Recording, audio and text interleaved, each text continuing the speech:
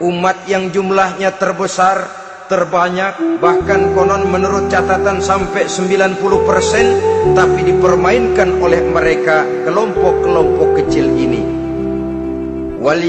Walyaksifanna fi qulubikumul wahn. Pada saat itu di hatimu dicampakkanlah penyakit wahan. Sahabat kemudian bertanya, "Wa mal wahnu ya Rasulullah?" Apakah penyakit wahan itu ya Rasul?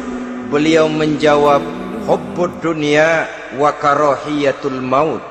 Penyakit wahan itu tidak lain hubbud dunya wa karahiyatul maut. Terlalu cinta kepada dunia dan terlalu takut kepada mati. Materialistis dan takut resiko. Dua penyakit inilah yang menyebabkan walaupun umat ini mayoritas, tapi dipermainkan oleh yang minoritas. Walaupun dia golongan terbesar, tapi nasibnya seperti makanan di atas meja makan. Dari segala macam penjuru mau menghantam dia. Saudara-saudara kaum muslimin yang berbahagia, ini merupakan analisa sosial bahwa pada suatu saat nanti akan terjadi di tengah-tengah umat di mana kita dihantam dan diserbu dari segala macam penjuru. Akidah didangkalkan, peradaban dan kebudayaan dirusak, makanan dan minuman diracuni, pakaian ditelanjangi dan lain sebagainya, sampai kita melepaskan nilai Islam yang kita cintai ini. Kondisi sosial ini satu saat akan datang kepada kita. Demikian analisa dan peringatan dari Rasulullah sallallahu alaihi wasallam. Marilah sekarang kita melihat, adalah benar bahwa di zaman sekarang kita insya Allah tidak akan mengalami perang Badar sehebat yang pernah dialami oleh Rasul dan para sahabatnya. Tetapi sesungguhnya perang yang kita hadapi di zaman sekarang ini tidak kalah hebatnya dengan perang Badar, tidak kurang dahsyatnya dengan perang Uhud, tidak kurang ngerinya dari perang Khandaq. Hanya saja yang kita hadapi sekarang ini bukan ujung pedang, bukan ujung tombak, bukan ujung panah. Yang kita hadapi sekarang ini adalah perang akidah, perang ideologi, perang mempertahankan keyakinan. Yang kalau kita kalah sekarang, kita memang masih beragama. Tetapi anak kita, cucu kita, generasi yang akan hidup 5, 10, 20, 30 tahun yang akan datang, wallahu a'lam bissawab. Islam, saudara-saudaraku, tidak mungkin hilang dari dunia. Tetapi tidak mustahil Islam gulung tikar dari desa kita. Tidak mustahil Islam gulung tikar dari kampung dan kota kita, jikalau kita tidak menjaganya, jikalau kita tidak memeliharanya, bahkan jikalau kita tidak mewariskannya kepada anak-anak kita, generasi yang akan datang. Marilah kita mengingat sejenak bagaimana Islam di Spanyol yang pernah jaya, pernah mewarnai daratan Eropa, dan yang sekarang hanya sekedar tinggal ceritanya saja. Ini pernah diperingatkan oleh Rasul dalam satu hadis, "Sayati ala ummati zamanun la yabqal Islam illa ismun wala minal Qur'an illa rasmun." Akan datang satu masa di tengah umatku di mana pada masa itu Islam ada tapi hanya tinggal sekedar namanya saja, dan Quran pun ada tapi cuma sekedar tinggal tulisannya saja. Apabila kita tidak mewariskan ini kepada generasi yang akan datang, maka serbuan-serbuan dari berbagai macam penjuru dari hari ke hari semakin kita rasakan kehebatannya.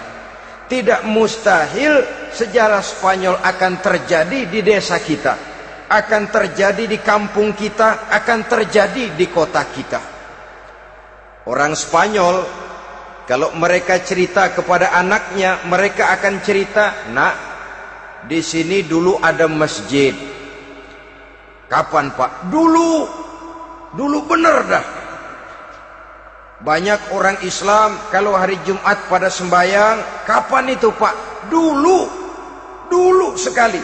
Sekarang cuma sekedar tinggal ceritanya saja. Bukankah sesuatu yang sangat tidak mustahil apabila kita tidak menjaga dan mewariskan Islam ini kepada generasi yang akan datang, maka serbuan-serbuan akan membawakan hasil yang diinginkan oleh para penyerbu itu tadi. Kita sudah menjadi umat yang mayoritas, tetapi umat yang mayoritas ini menurut Rasul dikepung sedemikian rupa, akidahnya didangkalkan, peradaban dan kebudayaannya ditekan sedemikian rupa, kehidupan sosialnya dibuat individualis, kemudian dari segi pergaulan, pakaian, makanan, minuman dan sebagainya diracuni, sampai dia tidak lagi berpegang teguh kepada agamanya. Dan dikala itu hilang kehebatan umat ini di mata musuh-musuhnya. Orang lain memandang kita ringan saja, enteng saja, satu umat yang sudah kehilangan wibawa. Padahal konon kabarnya kita mayoritas, tapi enak saja dikutak-kutik orang lain. Dan dikala itu di hati kita merajalela penyakit uahan. Penyakit uahan itu apa? Pertama, hubbud dunia, terlalu cinta kepada dunia. Terlalu cinta kepada dunia yang menyebabkan kita lupa akan tanggung jawab dan kewajiban, lupa meneruskan dan mewariskan Islam kepada generasi yang akan datang. Kita berlomba hanya untuk mengejar dunia dan seluruh isinya. Baik dia bernama material, baik dia bernama seksual, baik dia bernama pangkat, jabatan dan kedudukan, berlomba-lomba kita di dalamnya. Sampai tercampaklah penyakit hubbud dunia di dalam hati ini. Berurat dan berakar dunia itu, sulit dan berat kita berpisah daripadanya. Akibatnya kemauan untuk berbuat demi dan atas nama agama sangat sulit terwujud di dalam kehidupan ini. Yang kedua, karahiyatul maut, terlalu takut kepada mati. Baik mati ajal, mati dalam artian yang sebenarnya, baik mati usahanya, baik mati karirnya, baik mati pangkat dan jabatannya. Sehingga dengan demikian akibatnya jatuhlah kita menjadi umat yang kehilangan wibawa di mata orang lain. Saudara-saudara kaum muslimin rahimakumullah, saya katakan tadi, perang yang kita hadapi di zaman sekarang adalah perang akidah. Perang menghadapi peradaban dan kebudayaan yang menghancurkan moral daripada anak-anak kita.